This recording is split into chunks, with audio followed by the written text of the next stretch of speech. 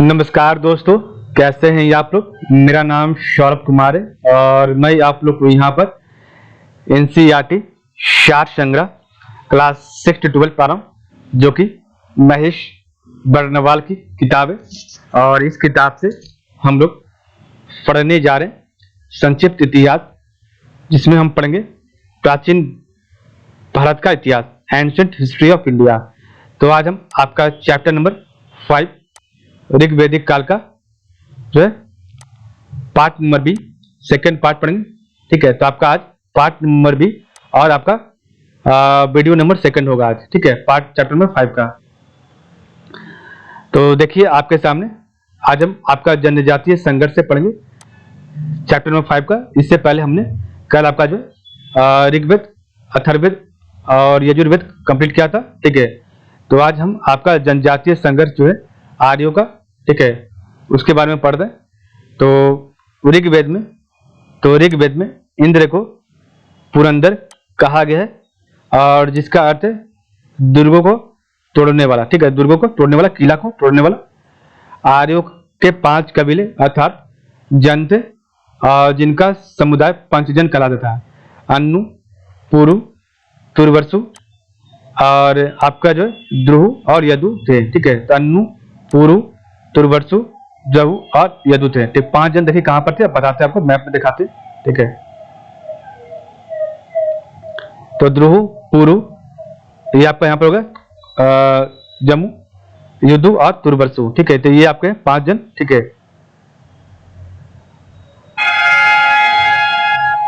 तो अन्नु बोले थे आपके जो है जम्मू कश्मीर के साइड वाला। ठीक है, भरत और त्रिस्य, तो भरत और त्रिस्य आर्यों के शासक वंश थे तथा पुरोहित वशिष्ठ दोनों वंशों के संपर्क में थे। ठीक है,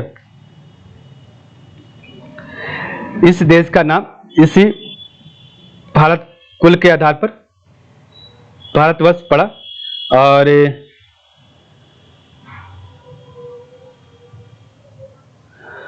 इस कुल या कबीले का उल्लेख सबसे पहले ऋग्वेद में मिलता है। ठीक है, भारत और 10 राजाओं के मध्य जो युद्ध हुआ वह 10 राजाओं के बीच युद्ध के रूप में विदित है। इस युद्ध का कारण भारत वंश के राजा सुदास द्वारा अपने पुरोहित विश्वामित्र को हटाकर उनके स्थान पर वशिष्ठ को नियुक्त करना था। ठीक है,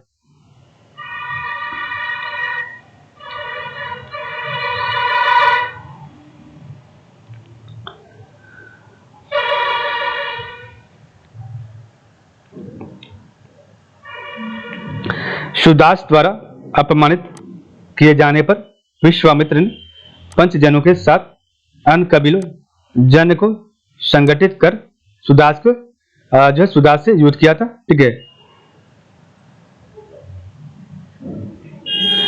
यह युद्ध परुष्णी या फिर रावी नदी के तट पर हुआ, और जिसकी पहचान वर्तमान की रावी नदी से की जाती है। और इसमें सुदास की जीत हुई और भरत कबीले की प्रभुता कायम की गई। ठीक है,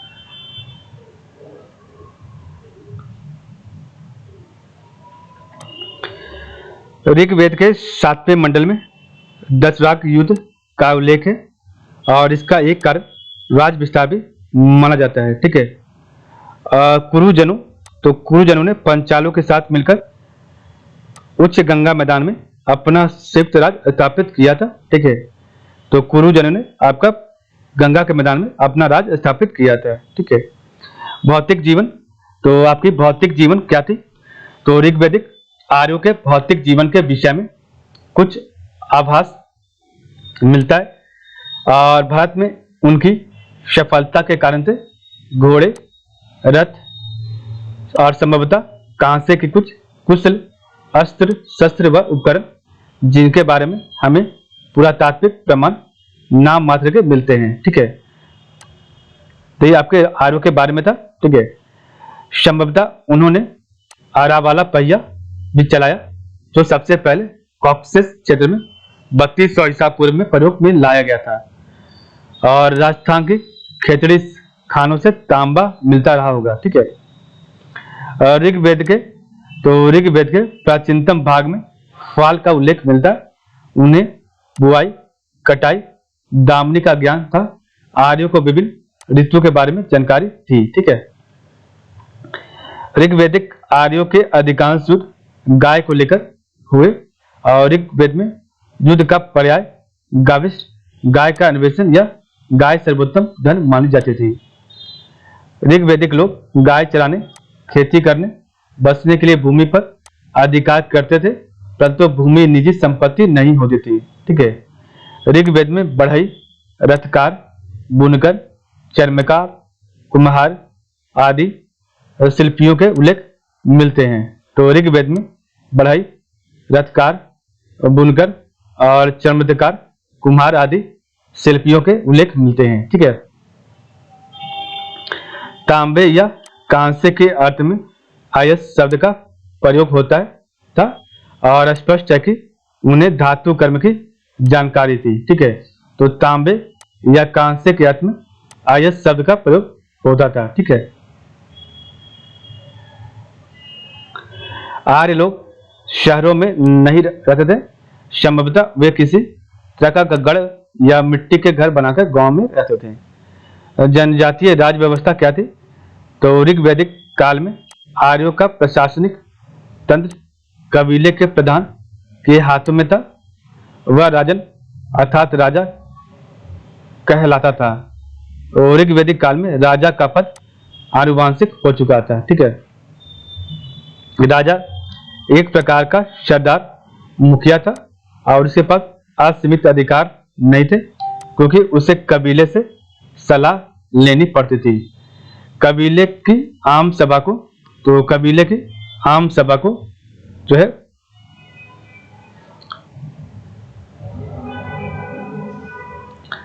समिति, कबीले की आम सभा जो समिति कहलाती थी, ठीक है, अपने राजा का चुनाव करती थी, और वह कबीले के मवेशी की रक्षा करता था और युद्ध का नेतृत्व करता था, और कबीले की ओर से देवताओं की प्रार्थना करता था। ठीक है,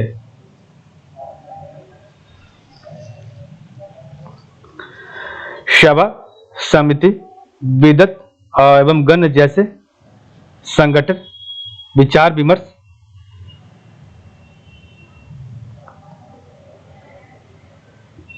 करते थे तथा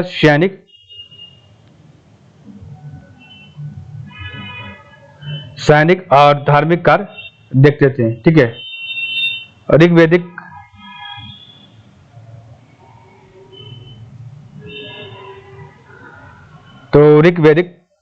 काल में स्त्रियां सभा और विदत में भाग लेती थी। ठीक है, तो ऋग्वैदिक काल में स्त्रियां सभा और विदत में भाग लेती थी। ठीक है, सभा जो कि आपका वर्तमान लोक सभा जैसा था। ठीक है, तो ऋग्वेद में सभा 8 सभा शब्द का प्रयोग 8 बार हुआ है, और सभा के पुरुष सदस्यों के लिए सभे शब्द और स्त्री सदस्यों के लिए सभापति शब्द आया है। ठीक है, समिति जो कि आपकी वर्तमान राज्यसभा जैसी थी। ठीक है, और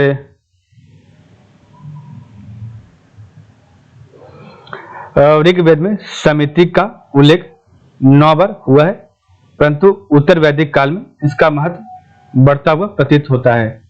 अथर्ववेद में सभा व सम्मति को जो है आपकी प्रजापति की पुत्रियां कहा गया, और अथर्ववेद में इस बात का प्रमाण मिलता है कि समिति में स्त्रियों का प्रवेश संभव था। नेक्स्ट आपका विदत, तो ऋग्वैदिक काल में इस संस्था का प्रचलन अधिक था, और इस बात का प्रमाण है कि ऋग्वेद में विदत शब्द का प्रयोग 122 बार हुआ है, जबकि आरण्यक ग्रंथों के चरण में आकर इसका प्रयोग प्रायः लुप्त हो गया है। विदित को प्रशिष्ट संस्था के रूप में माना गया, जिसमें वृद्धों और विद्वानों की सहभागिता होती थी। ठीक है। दैनिक प्रशासन में कुछ अधिकारी राजा की सहायता करते थे, और सबसे महत्वपूर्ण अधिकारी पुरोहित होता था। पुरोहित के संभवतः सेनानी का स्थान था, जो भाला, कुल्हाड़ी एवं तलवार आदि शस्त्र चलाना जानता था। युद्ध में प्राप्त भेंट और लूट की वस्तुएं वैदिक सभा में बांट दी जाती थी। ठीक है। चरागाह, तो यह बड़े जत्थे का प्रधान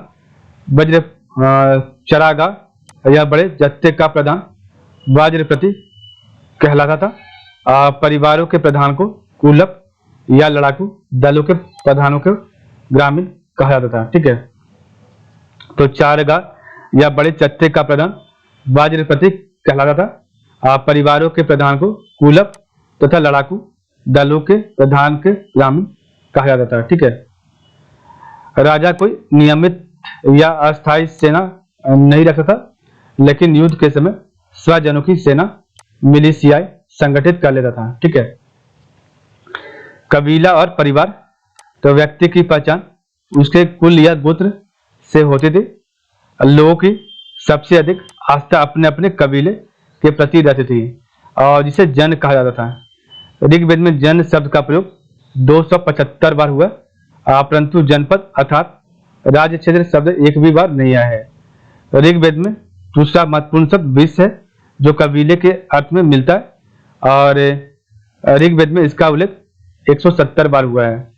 वैश्य नामक बहुसंख्यक वर्ग का उदय इसी विश्व या कबायली जनसमूह से हुआ है। आरंभिक वैदिक अवस्था में परिवार के अर्थ में ग्रीस शब्द का उल्लेख मिलता है, जो ऋग्वेद में बार बार आया है। ठीक है। यह समाज पितृसत्तात्मक था।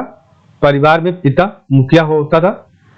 परिवार की कई पीढ़ियां एक घर में साथ साथ रहती थी, और इस समाज के लोग हमेशा वीर पुत्रों की प्राप्ति के लिए देवताओं में प्रार्थना करते थे।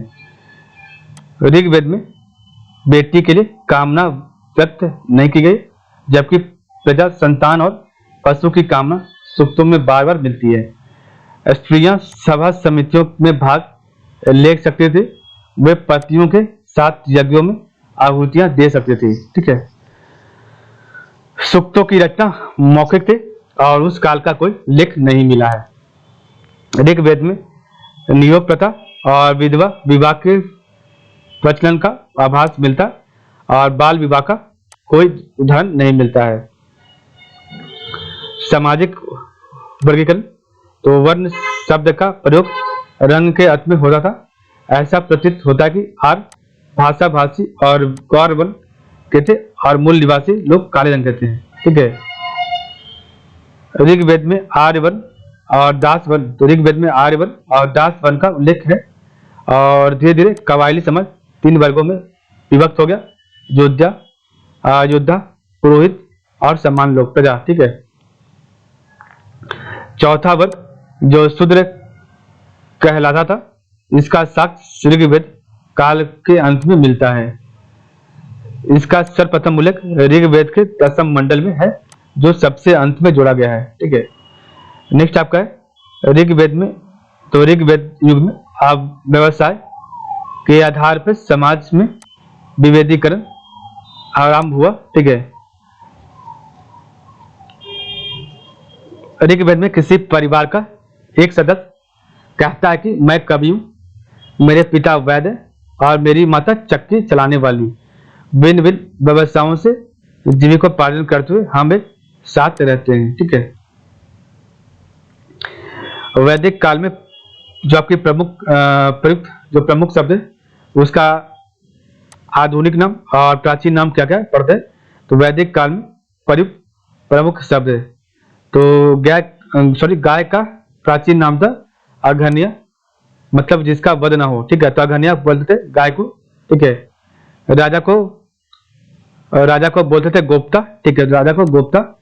अतिथि को गोहंता या गोहन, ठीक है, तो गोहंता या गोहन। धनी व्यक्ति को गोमत, तो धनी व्यक्ति को गोमत। समय को गोघोली, तो समय को बोलते थे गोघोली, ठीक है। दूरी को गवयुति, तो दूरी को गवयुति, ठीक है। और नाई को, तो नाई को बोलते थे वाप्ता। बढ़ई को तक्षण। युद्ध को बोलते थे गविष्ठ, केसु या गम, ठीक है। पुत्री को दुहिता। जुलाहा को तंतुवाय। हलवाहा को किवास। अनाज कठोर को स्टीवी, और अनाज को धान। मरुस्थल को धनब। उपजाऊ भूमि को उर्वरा, तो उपजाऊ भूमि को बोलते थे उर्वरा। पशु चारण योग्य भूमि को खिल, ठीक है। बड़ी नहर को कुलुआ, ठीक है। हल से बनी नालियों को सीता। हल के लिए नांगल का होता था प्रयोग भाषा का, और गोबर की खाद के लिए करिस बोलते थे, ठीक है। तो ये आपके प्राचीन नाम थे आपका जो वैदिक काल में, ठीक है। तो अघन्या गाय को गोप्ता, राजा को गोहंता गोहन, आपके अतिथि को गोमत, आपके धनी व्यक्ति को, और गोमत धनी व्यक्ति, गोघोली समय को, गवयुति दूरी को, वाप्ता आपके नाई को, तक्षण बढ़ई को, गविष्ठ गेसु गम आपके विद्युत को, दुहिता आपके जो है दुहिता पुत्री को, तंतुवाय आपके जुलाहा, किवास आपके जो है अलवाहा, स्थिवी आपके जो है अनाज कटोर, धान आपके अनाज, धन आपके मरुस्थल, उपजाऊ भूमि उर्वरा, खिलने को पशुचारण योग्य भूमि, कुलिया बड़ी नहर को, हल से बनी नालियां सीता, हल के लिए नांगल, और गोबर की खाद के लिए करीज बोलते थे। ऋग वैदिक देवता, तो बोगाज कोई अभिलेख 1400 ईसा पूर्व में अनेक वैदिक देवताओं मित्र, वरुण, इंद्र, नासत का उल्लेख किया गया, और इन देवताओं का उल्लेख ऋग्वेद में भी किया गया है। ऋग्वेद में सबसे अधिक महत्वपूर्ण देवता इंद्र है, जिन्हें पुरंदर अर्थात किले को तोड़ने वाला कहा गया है। इंद्र पर 250 सूक्त है, और इनके इंद्र को वर्ष का देवता माना गया है, ठीक है। और अग्नि का दूसरा स्थान है, इस पर 200 सूक्त है, और अग्नि की भूमिका जंगलों को जलाने, खाना पकाने आदि कार्यों में थी। ऋग वैदिक देवियां, तो आपकी ऋग वैदिक देवियां कौन कौन है? तो सावित्री, सूर्य का, तो सूर्य को प्रेरणा देने का काम कर रही है, तो सूर्य को प्रेरणा प्रदान करने वाली देवी आपके सावित्री।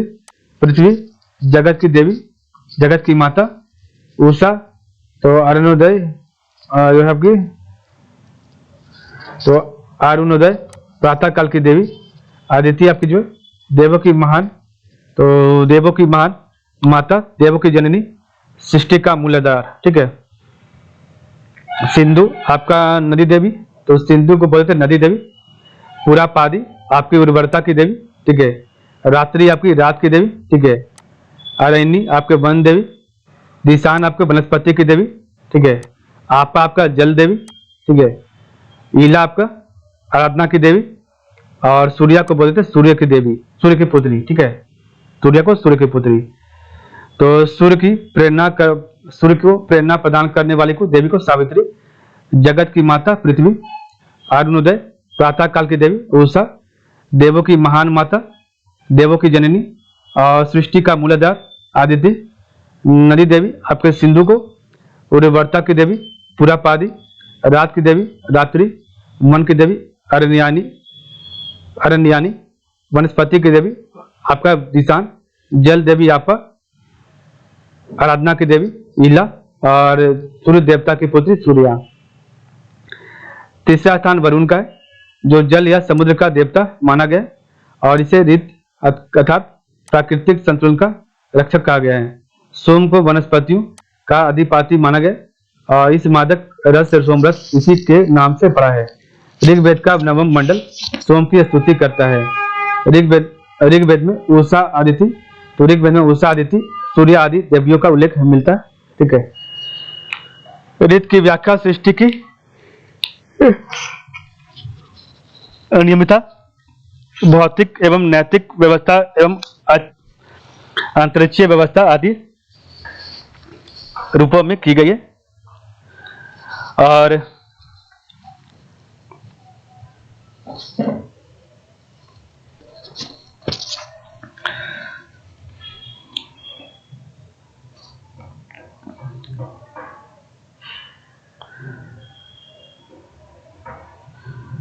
तो ऋग्वेद में उषा, आदित्य, सूर्य आदि देवियों का उल्लेख है। रीत, कुल, व्याख्या, सृष्टि की नियमितता, भौतिक एवं नैतिक व्यवस्था एवं अंतरिक्षीय व्यवस्था आदि रूपों में की गई है। उत्तर वैदिक काल में रीत पूर्ण रूप से लुप्त हो चुका है। ऋग्वेद के एक मंत्र में रुद्र, शिवा को त्र्यंबक कहा गया है। मारुत आंधी के देवता के रूप में जाने जाते थे और देवताओं में कुछ देवियां जैसे आदित्य और उषा जो प्रभात के प्रतिरूप हैं। ठीक है। देवताओं की उपासना की, तो देवताओं की उपासना की मुख्य रीति स्तुति पाठ करना व यज्ञ बलि चढ़ावा अर्पित करना था। स्तुति पाठ पर अधिक जो है बल दिया गया है। ठीक है। सामान्यतः प्रत्येक कबीले या गोत्र का अपना अलग देवता होता था। बलि या आहुति में शाक, जौ आदि वस्तुएं दी जाती थी। यागहुति के अवसर पर अनुष्ठानिक या यागिक मंत्र नहीं पढ़े जाते थे। पूषण, तो पूषण ऋग्वैदिक काल में पशुओं के देवता थे जो उत्तर वैदिक काल में शूद्रों के देवता हो गए। तो पूषण ऋग्वैदिक काल में पशुओं के देवता थे जो उत्तर वैदिक काल में शूद्रों के देवता हो गए थे। ठीक है।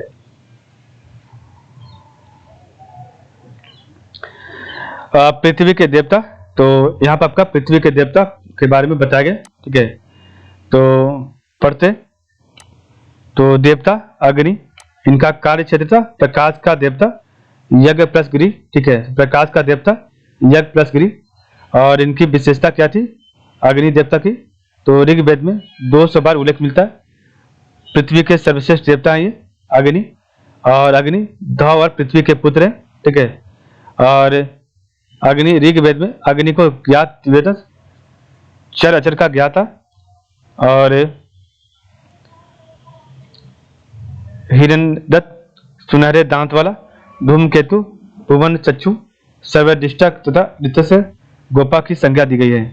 मृत्युलोक, तो आपको जो है ऋग्वेद को मृत्युलोक व सर्वलोक के बीच विभागक रेखा बताया गया है। ठीक है। तो अग्नि देवता को मृत्युलोक व स्वर्गलोक के बीच विभाजक रेखा बताया गया। नेक्स्ट आपका पृथ्वी, तो पृथ्वी के देवता इन्हें जो है सृजन की देवी कहते हैं। तो पृथ्वी के देवता को सृजन की देवी कहते हैं। ठीक है। इनका कार्य, ठीक है। और ये जो है आपके इनकी विशेषताएं थी जगत माता, इन्हें जगत माता भी कहा जाता है। ठीक है। बृहस्पति, तो बृहस्पति आपका जो है महेश्वर है। तो बृहस्पति यज्ञ के देवता और यागिक कर्मकांड के लिए विशेष मत ऋग्वेद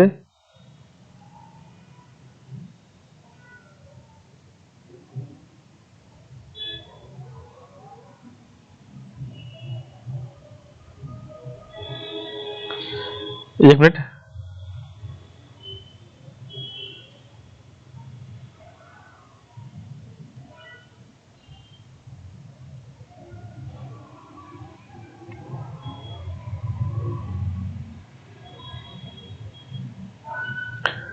तो आपके जो बृहस्पति यज्ञ के देवता इन्हें कहते हैं और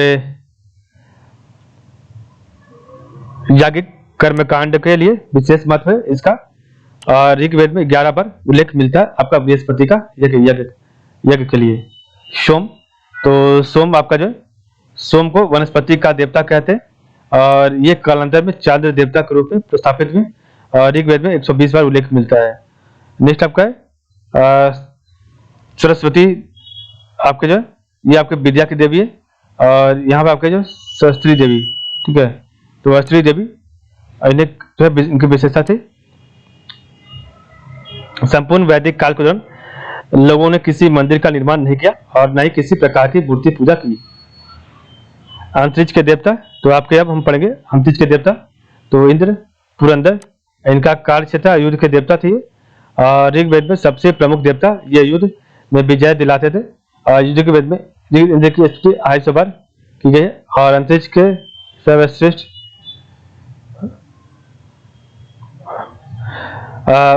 अंतरिक्ष के सर्वश्रेष्ठ देवता और सभी देवताओं का राजा था ये। और मेघों को रोककर जल की वर्षा करता था आपका इंद्र की देवता। ठीक है, नेक्स्ट आपका मारुत। तो मारुत की देवता, इन्हें तूफान का देवता भी कहते हैं मारुत को। और इनका जो विशेष पॉइंट ये है, तो मेघों को रोककर जल की वर्षा कराना। ठीक है, मारुत। नेक्स्ट आपका रुद्र की देवता, तो ये आपकी जो है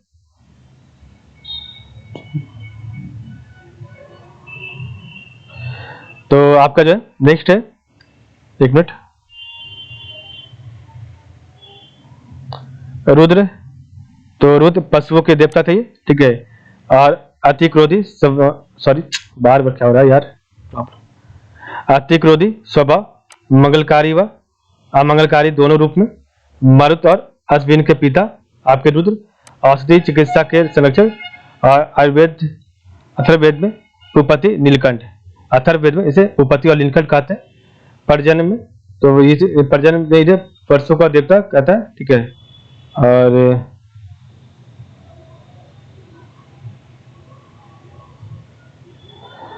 नेक्स्ट आपका पर्जन, जिसे वर्षा के देवता कहते हैं। पर्जन वर्षा के देवता, और जल वर्षा ये आपके नदी के देवता है। ठीक है, नेक्स्ट आपका आकाश के देवता। तो आपके आकाश के देवता कौन कौन है, तो पढ़ते हैं।